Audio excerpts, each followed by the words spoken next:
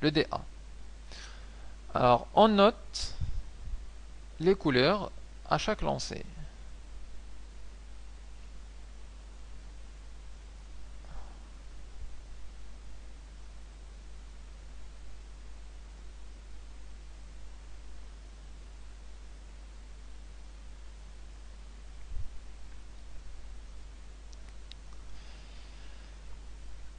Et on voudrait donc tracer un arbre pondéré de probabilité qui correspond à cette expérience.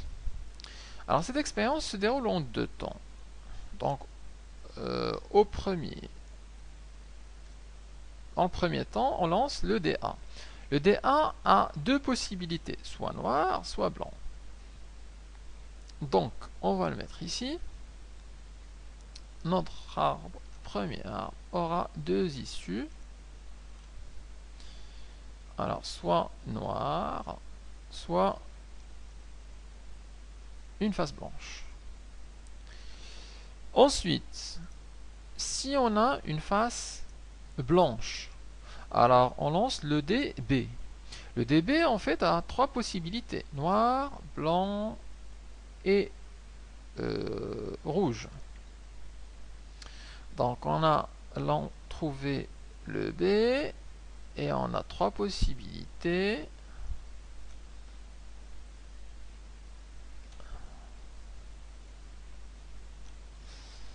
Qui sont soit noire, soit blanche, soit rouge. Et si on a une face noire, alors on relance le DA qui a deux possibilités, noir ou blanc. Donc ici, on aura deux possibilités, noir ou blanc.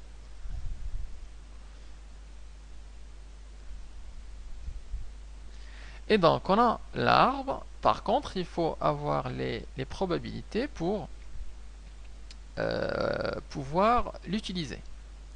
Là, il nous donne les différentes possibilités. Alors, notamment la probabilité, par exemple, d'avoir au premier lancer le B ou le N. La probabilité d'avoir une face blanche avec le premier dé. On a deux faces noires et quatre faces blanches, donc la probabilité d'avoir une face blanche, c'est 4 divisé par le nombre total. Le nombre total de possibilités pour un dé, c'est 6, donc ça fait 4 sur 6. 4 sur 6, ce qui correspond à 2 tiers. Et donc, la probabilité qu'on va mettre là, c'est 2 tiers, et c'est la probabilité d'avoir une face blanche. Maintenant, la probabilité pour avoir une face noire, c'est simplement, puisqu'on raisonne sur le premier dé, on a deux faces noires sur les 6, donc ça fait 2 sur 6. Et donc ça fait 1 tiers. Et on a ici le 1 tiers. Et là, ça c'est la probabilité d'avoir une face noire, et là c'est la probabilité d'avoir une face blanche. Ensuite, on est dans le second cas, on a obtenu une face noire et on a relancé le dé A avec deux faces noires et 4 faces blanches. Donc les probabilités de ce dé là ne vont pas changer. La probabilité de N, ça va être 2 sur 6, et de B, c'est 4 sur 6. Donc la probabilité de N, ça va être 2 sur 6, donc 1 tiers. Ici, 1 tiers. Et la probabilité d'avoir B avec le second dé, elle est toujours de 2 tiers.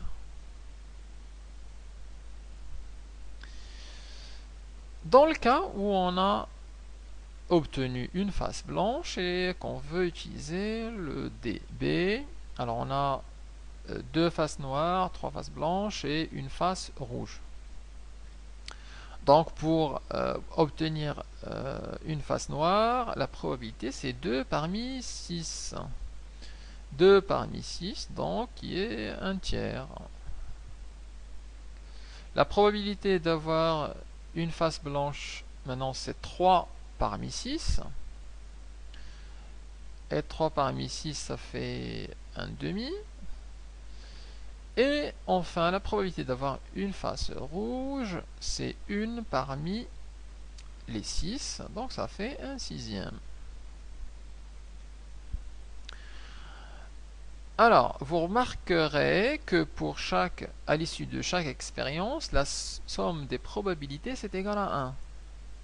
Donc 1 tiers plus 2 tiers, c'est égal à 3 sur 3, c'est égal à 1. 1 tiers plus 2 tiers, c'est égal à 1.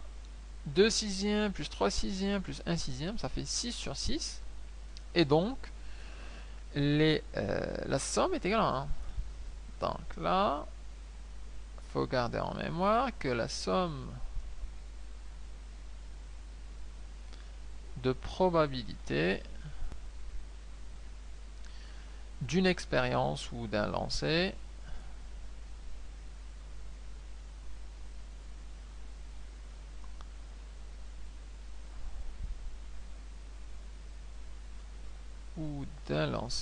est égale à 1. On peut maintenant comprendre ce que c'est que ces probabilités ici. Alors, ces probabilités, ce sont des probabilités conditionnelles, puisqu'on est sur la seconde branche en fait. On est sur une branche secondaire. Celle-là, c'était une branche principale. On a directement les probabilités. Sur une branche secondaire, on a une probabilité qui dépend de ce qui précède. C'est-à-dire que celle-là, le 1 tiers ici par exemple, ça correspond à la probabilité d'avoir n, d'avoir une face noire, sachant qu'avant on avait une face noire. Celle-là, par exemple, elle correspond à la probabilité d'avoir une face rouge, sachant qu'on avait une face blanche avant. Et donc on peut dire ici, on peut donner quelques-unes de ces probabilités conditionnelles. Alors P de R sachant B, P de R sachant B, c'est égal à 1 sixième. Par exemple, la probabilité de N sachant B, la probabilité de N sachant qu'on a déjà eu B, c'est celle-là. Donc 2 sixièmes et donc 1 tiers. De même, on peut utiliser cet arbre pour calculer la probabilité d'une intersection d'événements. En particulier, on peut calculer la probabilité d'avoir B et N, ou alors la probabilité de B et B. Je vais prendre cet exemple. La probabilité de B inter B, donc la probabilité qu'on obtienne une face blanche à la première étape, et ensuite une seconde fois blanche, ça va correspondre à ce chemin-là qui passe par B et B. Et donc ça va correspondre en fait au produit des probabilités qui sont sur le chemin, notamment à 2 tiers fois 1 demi. Donc ça fait 2 tiers fois 1 demi. Et donc ça fait du 2 sur 6, ça fait 1 tiers. On peut aussi, un autre exemple, la probabilité de n inter n. C'est-à-dire qu'on ait au premier choix une face noire et au second choix une deuxième face noire. Donc ça va être 1 tiers fois 1 tiers. De même, la probabilité d'avoir n inter n, c'est égal à 1 tiers fois 1 tiers, donc 1 neuvième. Donc comme ça, c'est utile d'utiliser cet impondéré pour avoir des probabilités d'intersection. On peut aussi de là détailler un petit peu plus ces probabilités, P de R inter B, ce qu'on appelle des probabilités conditionnelles, donc plus rigoureusement. Alors on va ici parler de probabilité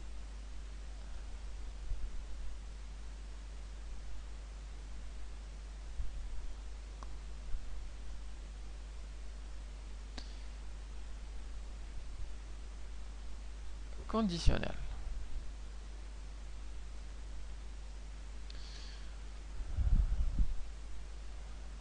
Alors par définition,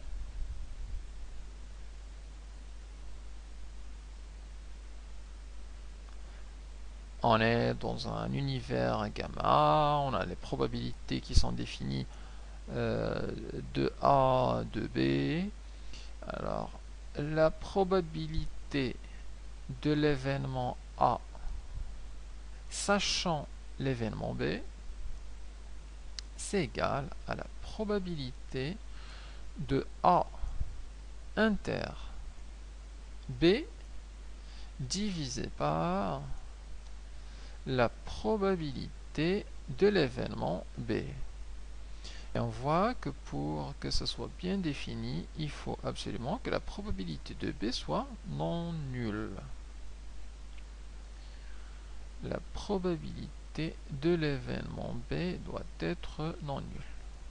Mais sinon, la probabilité conditionnelle de A sachant B, c'est égal à la probabilité de l'intersection divisée par la probabilité de l'événement B. Alors, on lit la probabilité de l'événement. Alors, la probabilité de l'événement A, sachant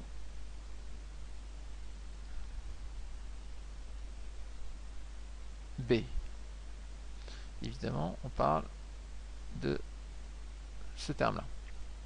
C'est la probabilité de A sachant B. Qu'est-ce qu'on entend par ça? Alors, ce qu'on entend par ça, en fait, c'est que c'est la probabilité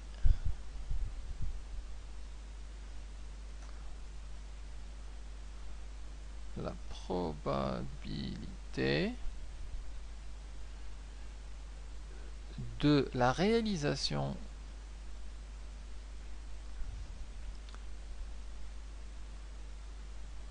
de l'événement A, c'est la probabilité que l'événement A arrive, probabilité de réalisation de l'événement A, sachant que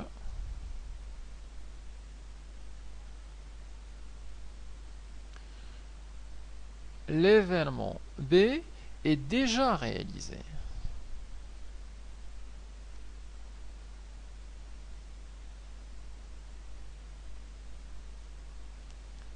L'événement B est déjà réalisé.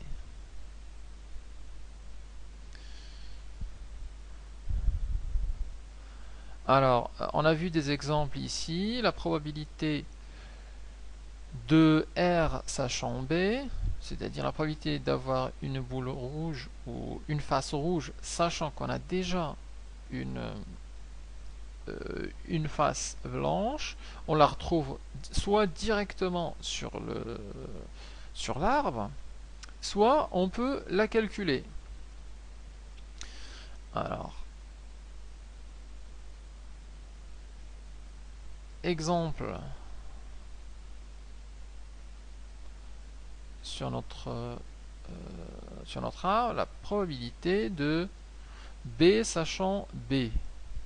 C'est-à-dire la probabilité qu'on ait une boule blanche, sachant qu'on a déjà eu une boule blanche. P de B sachant B, c'est égal simplement à 1,5. Donc là, c'est direct. Donc directement à partir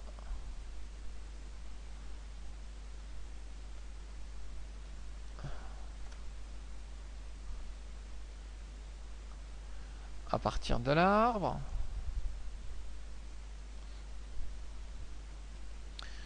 La probabilité de n,